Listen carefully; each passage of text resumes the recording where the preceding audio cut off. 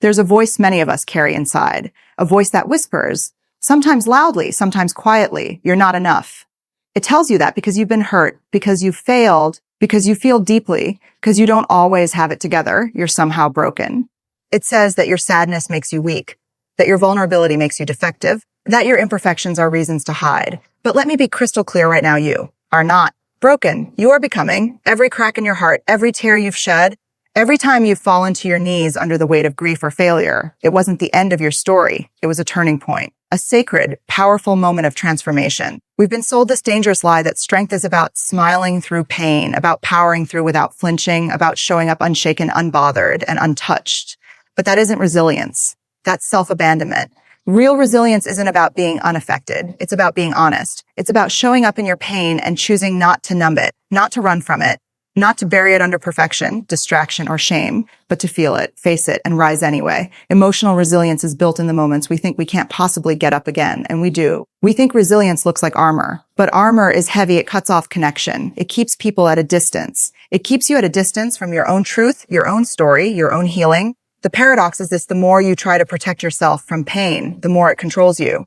The more you allow yourself to be with your pain, really be with it, the more it begins to soften. The more power you reclaim. You become resilient not by avoiding emotion, but by leaning into it. You become resilient when you tell the truth about what hurts, and you let yourself feel all of it, without shame, without apology. You don't have to smile through it. You don't have to pretend it doesn't sting. You don't have to fix it before you speak it. You just have to tell the truth. The raw, messy, glorious truth. You are not a machine. You are not a brand. You are a human being with breath and skin and a wildly brave heart. And being human means you are allowed to have hard days. You are allowed to feel it all: rage, grief, fear, doubt, and still be strong, still be worthy, still belong, still rise. There's a deep and dangerous misunderstanding that far too many of us carry, that when we are in pain, we are broken, that when life hurts, we've failed, that when we're struggling, we must have done something wrong. But pain is not a defect. It is not a reflection of our inadequacy or proof that we are unworthy. Pain is part of the human contract. If you feel deeply, it means you are alive. And if you're hurting, it does not mean you are broken. It means you are becoming. Every painful moment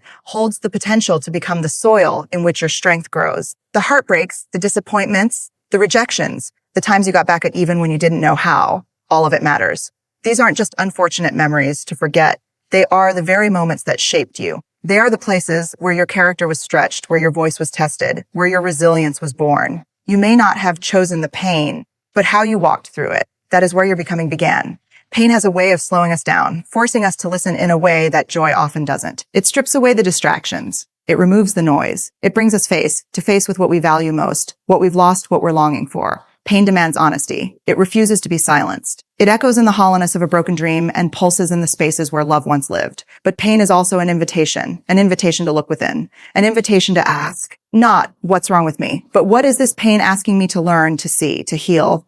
Sometimes, in our effort to survive, we try to outrun our pain. We distract ourselves, numb ourselves, bury it under achievement or perfection or business. But buried pain doesn't die, it festers. It seeps into our relationships, our self-worth, our ability to trust, to feel, to love. The only way out is through. And when you dare to face your pain, to sit with it, breathe with it, understand it, you begin the work of becoming. That's when healing begins. Not when everything is fixed, but when you stop hiding from yourself. There's a misconception that strength is found in silence. That if you're really strong, you won't feel this much, cry this hard, break this deeply. But strength is not found in how well you hide your wounds. It's found in your willingness to face them. Strength is sitting in the rubble of what you thought your life would look like and still believing that something good can rise from it. Strength is letting go of the life you planned and opening your hands to the one that's trying to emerge from within you. That is not weakness. That is power. The world tells us to move on quickly, to bounce back, to not let our pain define us. But moving on too quickly often means skipping the becoming. You were never meant to bounce back into who you used to be. Pain alters us, and that's okay. The goal isn't to return to the version of you that existed before the hurt. The goal is to become someone deeper, wiser, more grounded in compassion and truth. Pain may leave scars, but those scars can become sacred marks of becoming, signs not of defeat, but of survival. Every time your heart broke and you learned how to love again, you were becoming. Every time you failed and dared to try again, you were becoming. Every time you sat in silence with your grief and didn't numb it, you were becoming. Every time you said, "This hurts, but I'm still here," you were becoming. Growth doesn't happen in the safe, polished, tidy moments. It happens in the uncertain spaces, when everything feels raw and undone and fragile. But still, you show up. Still, you breathe. Still, you move forward. And in that forward motion, even when it feels like a crawl, something inside of you strengthens. Not the kind of strength that is hard and defensive, but the kind that is rooted and honest. You begin to realize that pain didn't make you less whole. It broke you open in the places where you were meant to grow. It revealed what matters. It cleared out what was never really yours. It asked you to stop pretending and start showing up fully. That is the gift pain brings, not by erasing the hurt, but by transforming it into meaning. What you feel right now may be heavy. You may be carrying grief that no one else can see. You may be wrestling with invisible battles that have worn you down. But in those battles, you are discovering something the world cannot take from you, your truth. And that truth, once reclaimed, becomes your compass. It guides you toward healing, toward wholeness, toward a life that is not built on the illusion of perfection, but on the foundation of authenticity. There's nothing shameful about pain. There's nothing shameful about needing time to heal, space to feel, or courage to be vulnerable. Pain isn't a reflection of your brokenness. It's a mirror showing you the parts of yourself that are waiting to be loved back into life. It's a signal asking you to tend to the parts of your story you've ignored. It's a guide pointing you back to the person you're becoming, not despite the pain, but because of it. You are not broken. You are becoming. And that becoming is not a destination. It is a process. One that unfolds slowly, painfully, beautifully, and truthfully. You don't need to rush it. You don't need to hide it. You only need to honor it, because the person emerging from the pain is more honest, more alive, and more courageous than the one who tried to avoid it. You are not defined by your pain. You are shaped by how you walk through it, and every step, no matter how shaky, is part of your becoming. Resilience is often seen as something loud and bold, something heroic and dramatic, standing tall in the face of adversity, never blinking, never wavering, never letting the world see you crack. But real resilience doesn't always look like a battle cry. Sometimes it's quiet. Sometimes it's shaky. Sometimes it's just taking one breath at a time when everything inside you wants to give up. Resilience lives in the real, raw, unfiltered moments, the ones where nothing makes sense, and you still choose to take another step forward. It's easy to see someone else's strength and think they must have something you don't, that maybe they were born with more confidence, more clarity, more luck. But what you don't see is the inner work. You don't see the nights they cried alone, the mornings they didn't want to get out of bed but did anyway, the self-doubt they wrestled with, the fear they faced. You don't see how many times they failed and still came back, not because they weren't scared, but because they refused to give up on themselves. That's what resilience really is. It's not about never falling. It's about refusing to stay down. Real resilience is not the absence of emotion.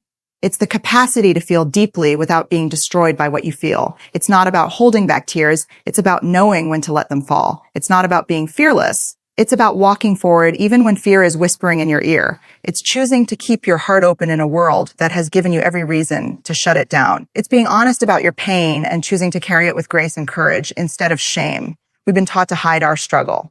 We've been told that vulnerability is a liability, that showing our broken pieces makes us weak. But resilience doesn't come from pretending everything is fine. It doesn't grow in the moments when life feels light and effortless. It grows in the middle of the mess, when your world feels like it's falling apart, and you still choose to stay in the game. When you've been knocked down and your hands are scraped and your heart is tired, but you rise again and again and again. That rise doesn't always look like confidence. Sometimes it looks like confusion. Sometimes it looks like making decisions through tears or asking for help when you wish you didn't have to. Sometimes it looks like showing up to work with a smile, even though your spirit feels heavy. It looks like making dinner, returning a call, getting dressed, taking care of your children, or speaking one honest word when your throat is tight with emotion. The strength it takes to do those things while carrying pain is immeasurable. That's resilience in its purest form. And the truth is, resilience is never built in isolation. We don't become strong by pretending we don't need anyone. We become strong by reaching out, by letting someone hold space for us, by letting others see our truth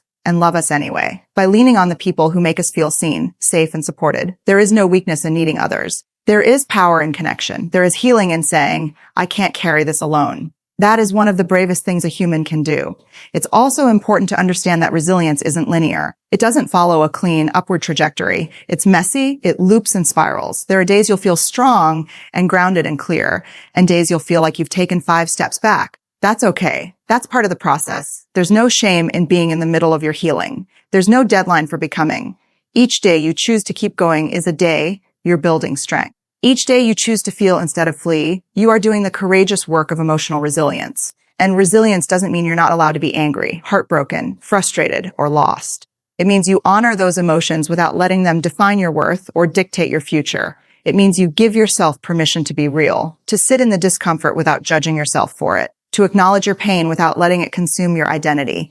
You can be deeply in pain and still be deeply powerful. You can be confused about your next step and still be full of wisdom. Resilience gives you space to be all of it, messy human healing becoming. We build resilience not by bypassing pain, but by learning how to hold it, by learning how to sit with grief without numbing it, by facing fear without letting it silence our dreams, by standing in the mirror with our shame and saying, even now, I am worthy. That kind of resilience can't be bought. It can't be faked. It's earned in the trenches of heartbreak and the quiet hours of doubt. It's earned when you decide to love yourself through the darkness.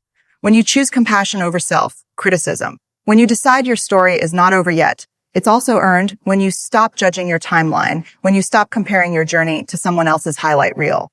When you remind yourself that healing is not a race and strength is not about speed. Resilience is slow. It's patient. It's rooted in grace. It's not about fixing yourself. It's about honoring where you are, exactly as you are. It's about trusting that every step you take, no matter how small, is moving you forward. You don't need to have it all figured out to be resilient. You just need to keep showing up, one breath at a time, one truth at a time, one choice at a time. Resilience is not in the big moments. It's in the thousands of tiny ones where you decide to stay soft, to stay grounded, to stay true. It's in the mornings you rise even when you feel defeated. It's in the nights you cry and still say, I'll try again tomorrow.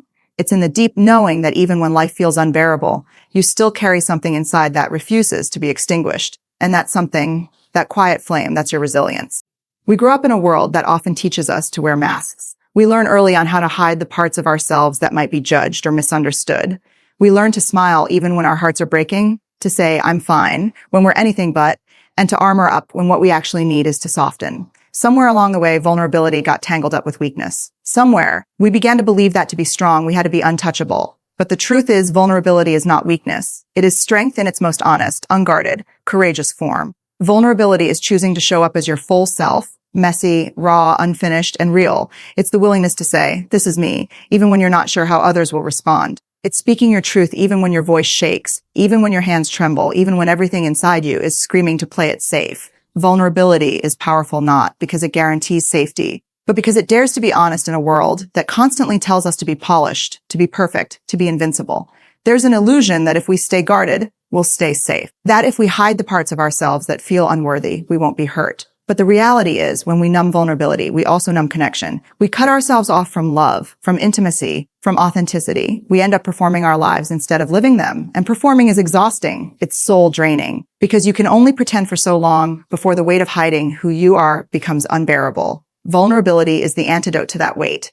It's the brave decision to stop running from yourself, to stop trying to control how others see you and start honoring how you see yourself. Vulnerability says, I'm not perfect, but I'm real. And that realness is what allows others to truly know you.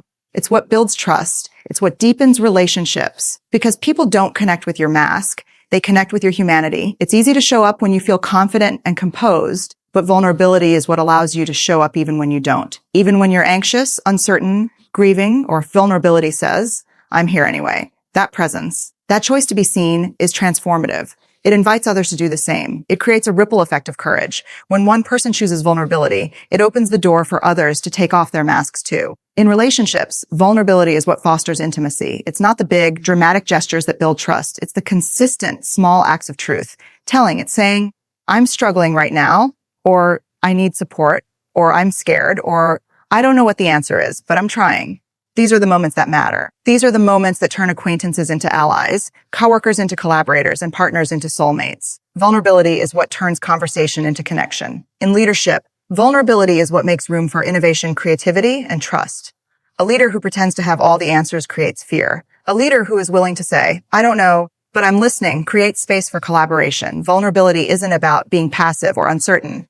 It's about being human. And when leaders model humanity, they cultivate environments where people feel safe to take risks, speak up, and bring their whole selves to the table. Vulnerability also plays a crucial role in healing. So many of us carry stories we've never told, pain we've never named, emotions we've been taught to suppress, and all of that unspoken truth becomes a heavy silence inside of us. It shows up as anxiety, shame, disconnection, or burnout. But when we allow ourselves to be vulnerable, to tell the truth about what we've been through, we begin to release the grip that pain has on us. We begin to reclaim our narrative. We begin to make space for healing.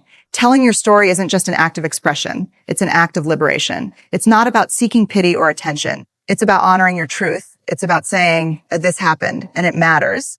When we share our stories from a place of vulnerability, we remind others that they're not alone. We normalize struggle, we dismantle shame, and we begin to build a culture where people don't have to suffer in silence. But vulnerability is not just about what we say, it's about how we live. It's in the way we show up for hard conversations. It's in the way we ask for help. It's in the way we love, with no guarantees. Vulnerability is choosing hope over cynicism, presence over perfection, and honesty over performance. It's the courage to stay open, even after we've been hurt. It's the refusal to let pain turn us bitter or closed off. Vulnerability is the bridge between who we are and who we're becoming. It's also important to recognize that vulnerability isn't all or nothing. It's not about oversharing or exposing every detail of your life to everyone you meet. Vulnerability requires discernment. It's about sharing with people who have earned your trust. It's about choosing openness where it matters most. It's about knowing the difference between being vulnerable and being performative. True vulnerability comes from a place of groundedness, not desperation. It's a choice, not a compulsion. And it's okay if vulnerability feels scary. It's supposed to.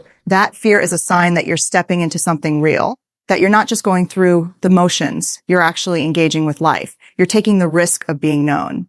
And being known is what we all crave, even if we're afraid to admit it. We want to be seen. We want to be accepted. We want to be loved not for who we pretend to be, but for who we actually are. The truth is, vulnerability is the gateway to everything we want most.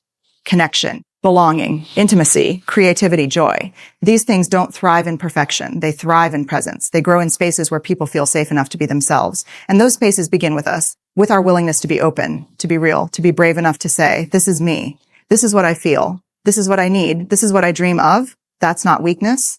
That's the beginning of transformation. We live in a culture obsessed with perfection, from the airbrushed images we scroll past on our phones to the pressure to always be on, always be achieving, always be doing more. It's easy to fall into the trap of thinking that unless we're flawless, we're not enough. Perfection becomes a silent standard. We're trying to meet in everything: how we look, how we speak, how we perform, how we live. And the danger in this is that it's never truly attainable. The closer we think we get, the further it moves. It becomes a finish line that's always just out of reach. We tell ourselves that once we get there, once we fix ourselves, once we achieve more, once we become better, we'll finally be worthy. But what we don't realize is that we're sacrificing something so much more valuable along the way to our authenticity, our joy, our peace. Perfection is a lie dressed up as a virtue. It convinces us that if we just try hard enough, we can escape judgment, rejection, and shame. But in reality, the pursuit of perfection doesn't protect us. It isolates us. It tells us to hide our flaws, suppress our feelings, silence our needs. It turns our lives into performances, our relationships into auditions, and our self-worth into a moving target. We become disconnected from who we really are, buried under layers of expectation and fear. And the saddest part, many of us don't even realize it's happening because perfectionism is praised, it's rewarded. It masquerades as ambition, discipline, or high standards. But underneath all of that is a deep fear of not being enough. Letting go of perfection is not about giving up or lowering your standards. It's about shifting your focus from appearance to alignment, from performance to presence, from trying to impress others to living in a way that feels true to who you are. It's about choosing progress over perfection, real over perfect, growth over image. This shift is not easy, especially in a world that thrives on comparison and illusion. But it's necessary if we want to live fully and freely, because perfectionism doesn't just cost us peace, it costs us connection. It keeps us in a constant state of striving, comparing, and self-editing. And in that state, we lose the ability to be truly seen and deeply loved. One of the hardest truths to accept is that perfectionism is not a sign of how much we care. It's a sign of how much we fear. Fear of judgment, fear of not measuring up, fear of disappointing others. And the antidote to that fear is not to try harder, is to choose authenticity. It's to remind ourselves that we don't have to be perfect to be worthy. We don't have to be flawless to be loved. Our value doesn't lie in what we do or how we appear. It lies in who we are, right now. As is, choosing authenticity over perfection means giving ourselves permission to be seen in our wholeness, not just in our highlights. It means telling the truth when we're struggling instead of pretending we have it all together. It means letting others see our mess, our mistakes, our vulnerability. Not because we want sympathy, but because we refuse to live behind a mask. That kind of living takes courage. It takes practice. It takes a willingness to feel discomfort, to risk being misunderstood, and to trust that our real self is enough. When we shift our focus from perfection to progress, we begin to redefine what success really looks like.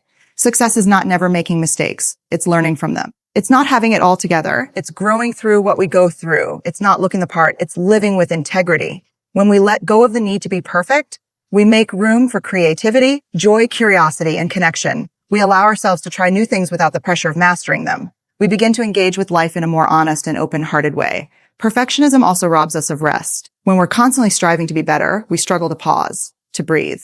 to be still. We feel guilty when we're not being productive. We judge ourselves harshly for needing rest, for making mistakes, for being human. But we were never meant to operate like machines. We were meant to ebb and flow, to rise and rest, to work and play. Rest is not a reward we earn by being perfect. It's a right we reclaim when we decide we are already enough. There's something deeply liberating about giving up the chase for perfection. It doesn't mean we stop growing or improving. It means we stop tying our worth to those things. It means we can love ourselves in the middle of our becoming, not just when we reach some imaginary finish line. It means we can hold space for our contradictions, strength and softness, clarity and confusion, resilience and rest. We don't have to choose between being powerful and being vulnerable. We can be both. We are both. Letting go of perfection is also an act of compassion, not just for ourselves, but for others. When we release the pressure to be flawless, we stop projecting those unrealistic expectations onto the people around us. We become more understanding, more forgiving, more human. We start to value honesty over performance, presence over polish. We begin to build relationships that are grounded in trust, not performance. And those relationships, the ones built on truth, are the ones that last. This shift is radical, especially in a world that tells us to keep climbing, competing, keep polishing our image. But there is no image that's more powerful than your truth. No version of you that's more worthy than the one who is honest, imperfect, and in progress. You don't need to be perfect to be powerful. You don't need to have it all figured out to be worthy of love. You are allowed to show up exactly as you are, with all your uncertainty, all your effort, all your heart. And that is more than enough. When you stop performing and start showing up as your full self, you don't just feel lighter, you become more alive. You begin to create a life that's aligned with your values, not your fears. You begin to feel connected to your purpose, your people, and your power. Because the most magnetic, impactful, and inspiring people are not those who pretend to be perfect. They're the ones who are real. The ones who are brave enough to be seen, flaws and all. And in that honesty, in that realness, we find something far greater than perfection. We find freedom. From the time we are young, we are trained to seek approval. Gold stars for good behavior, praise for achievements, applause when we do what's expected. It's embedded in us. Please others, and you'll be accepted. Follow the rules, and you'll belong. Do what they expect, and you'll be rewarded. But this constant chase for validation, this exhausting need to be seen as good enough in someone else's eyes, slowly chips away at our ability to know trust and stand by ourselves. We begin to measure our worth not by what feels true inside, but by the reactions we receive from the outside. This is where we begin to lose our voice. We silence the parts of ourselves that might rock the boat. We hesitate to express what we really feel because we're scared someone might leave. We swallow our opinions, dismiss our needs, contort our boundaries, all for the sake of being liked. And while it might feel like we're keeping the peace, what we're really doing is abandoning ourselves. We trade authenticity for approval, not realizing the cost is our own self-respect. Approval becomes an addiction, a cycle that never ends. One person's affirmation isn't enough. We move on to the next, and then the next. Because external validation is fleeting. It's conditional. It changes with trends, moods, opinions. We try to be what others want us to be, and in the process, we forget who we actually are. We live in constant fear of being rejected, judged, or misunderstood. So we build a version of ourselves that feels safe. But safe doesn't mean fulfilled. Safe doesn't mean whole. It just means silent. There comes a point in your journey when you must stop asking, what will they think? And start asking, what do I believe? Because until you do, you'll always be living for someone else. And no matter how much approval you collect, it will never fill the hole left by your own disconnection. Reclaiming your voice is not about being loud or confrontational. It's about being honest. It's about giving yourself permission to speak your truth, even if it trembles, even if it's messy, even if no one claps for it. When you stop chasing approval, something powerful happens. You begin to trust yourself. You begin to understand that your value isn't something others grant you. It's something you own. You don't have to perform for it. You don't have to earn it. You don't have to prove anything. You simply get to be who you are, fully, unapologetically, courageously. And yes, that might mean losing people who only love the version of you that played small. But what you gain is worth far more, and self-respect. Owning your voice also means learning how to say no. No to roles that don't fit. No to conversations that drain you. No to expectations that don't align with your values. It means setting boundaries not out of spite or anger, but out of love for yourself. It means being willing to disappoint others so you don't have to keep disappointing yourself. That's not selfish. It's self-honoring, and it's essential if you want to live a life that feels like yours. There's a misconception that being liked is the same as being loved, but being liked often depends on compliance, on how well we fit into others' expectations. Being loved, truly loved, only happens when we are brave enough to be seen in our wholeness. Flaws, edges, depth, and all. When you reclaim your voice, you give people the opportunity to know you, not the version of you you've curated for approval. And yes, not everyone will get it. Not everyone will stay, but the ones who do, they'll be there for the real you. That's connection. That's truth. That's freedom. Reclaiming your voice also means taking up space. It means not shrinking so others can feel comfortable. It means not watering yourself down to be digestible. You are allowed to be complex. You are allowed to evolve. You are allowed to change your mind. You are allowed to speak even when your voice shakes. You are allowed to take up emotional, intellectual, and physical space in this world because you belong here fully, without condition. And with that reclaimed voice comes responsibility, not to be perfect, but to be present, to show up in your life with honesty, to contribute in a way that's aligned with your values, to speak with intention, to listen with curiosity, to stand firm in your integrity. You stop asking for permission to be yourself, and you start embodying who you already are. You stop looking for a map from others and start trusting your own inner compass. The path to wholeness is not paved by applause. It's paved by choice, by the decision to belong to yourself before trying to belong anywhere else. You will not be for everyone, and that's not a problem. That's a sign you're doing it right, because the moment you reclaim your voice, the moment you stop editing yourself to be accepted, is the moment you begin to live on your own terms. You begin to realize that peace doesn't come from being palatable. It comes from being real. That fulfillment doesn't come from popularity. It comes from authenticity. That joy doesn't come from being agreed with. It comes from knowing you're being true to yourself. And the beautiful part, when you own your truth, you give others permission to own theirs too. Your courage becomes contagious. Your integrity becomes magnetic. Your presence becomes purposeful. So the invitation is simple, but not easy. Stop waiting to be chosen. Stop waiting for validation to begin. Choose yourself. Validate yourself. Speak your truth, not because it guarantees approval, but because it's yours. Stop chasing acceptance and start standing in your own knowing, because the voice you've been waiting for is already within you. The permission you seek is yours to give. The power you long for has been yours all along. There's something quietly powerful about remembering that your story is still being written, that no matter what you've endured, what you've lost, or how many times you've had to start over, the most defining chapters of your life are not behind you. We often live as if our past has sealed our fate, as if the pain, shame, or failure we've experienced means the best is over and the rest will be survival. But that's a lie fear tells us. That's the voice of limitation, not truth.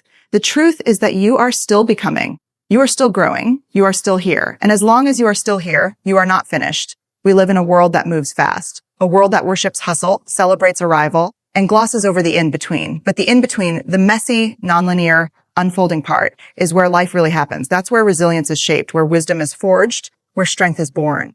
You don't need to have it all figured out to be on the right path. You don't need a clear plan or a clean story. You just need to keep moving forward, one breath at a time. Even if all you can do today is keep Braille apart, when dreams collapse, when relationships end, when we're brought to our knees by grief, it's easy to believe that the best parts of us were left behind in the wreckage.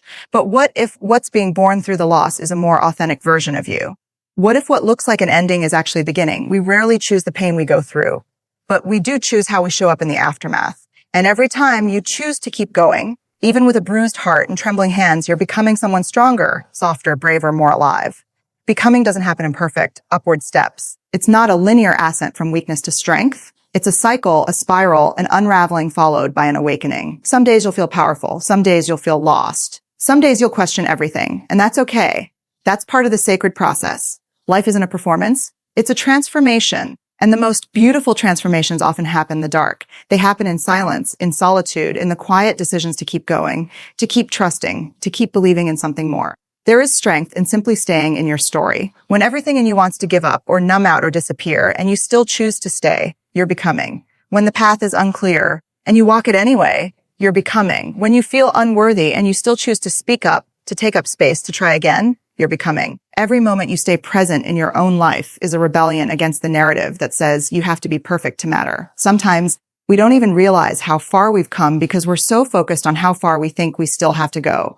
We look at the gaps, the missing pieces, the things we haven't accomplished yet, and we overlook the battles we've already survived, the nights we made it through without answers, the days we got out of bed when everything felt heavy, the silent victories no one clapped for but mattered just the same. Becoming isn't always about big, visible change. Sometimes it's about the quiet evolution that happens when you refuse to let your past define your future.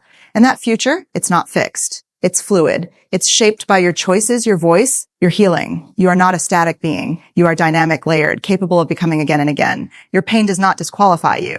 Your story is not too complicated. You are not too late, too broken, or too far gone. There is no expiration date on becoming. There is no age limit, no timeline, no external measure of how your transformation is supposed to look. This is your journey, and it unfolds at the speed of your truth. Too often, we think we have to wait until we've arrived to start living fully. We wait until we've healed, until we've accomplished something big, until we feel confident, until we're no longer afraid. But waiting for certainty robs us of the present. It postpones joy, connection, and creativity. Becoming isn't something you check off a list. It's something you live into. And the only way to do that is to stop waiting to be whole and start honoring who you are now. That version of you who is still healing, still doubting, still trying. That version is worthy of love. That version is allowed to take up space. That version is not a placeholder. You don't have to earn your way into being enough. You don't have to perform to prove your worth. You don't have to have every answer to be powerful. You already are. You are here. You are growing. You are becoming. There is magic in embracing the unknown, in standing in the middle of your becoming and saying, this is where I am, and this matters. It matters not because it's finished, not because it's polished, but because it's real, because it's yours. Because this part of your story is teaching you things that ease never could. It's teaching you grace. It's teaching you compassion. It's teaching you how to carry both joy and sorrow in the same breath, how to stay open even when you've been hurt, how to keep loving even after you've lost. Becoming doesn't mean you erase your past. It means you integrate it. You gather the pieces of your story, not to shame yourself, but to honor the journey. Every version of you, even the ones who struggled, who fell, who didn't know better, they were doing the best they could. And they got you here. They got you to this moment, this breath, this chance to choose differently, to live more deeply, to be more fully awake. When you remember that you are still becoming, you also remember that you have agency. You are not just a passenger in your life. You are the author. You get to decide what the next chapter holds. You get to choose how you respond, what you carry forward, what you lay down. You get to reclaim your voice, your power, your path. This isn't about erasing your pain. It's about rising with it. It's about letting it shape you into someone who is not just surviving, but becoming something beautifully whole.